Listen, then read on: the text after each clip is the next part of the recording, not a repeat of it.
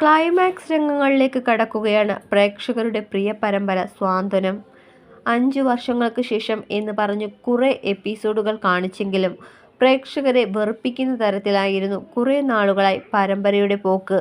എന്നാൽ ആ നിരാശയിലും ശിവാഞ്ജലി റൊമാൻസ് രംഗങ്ങളും ഇരുവർക്കും ആദ്യത്തെ കൺമണി വരാൻ പോകുന്നു എന്ന വാർത്തയും എല്ലാം പ്രേക്ഷകർ സന്തോഷത്തോടെയാണ് ഏറ്റെടുത്തത്.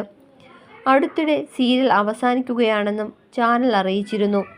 ക്ലൈമാക്സ് എന്തായിരിക്കുമെന്നും എന്തിനു സീരിയൽ അവസാനിപ്പിക്കുന്നുവെന്നുമുള്ള ആരാധകരുടെ ചോദ്യത്തിന് ഉത്തരം കിട്ടിയിട്ടില്ല.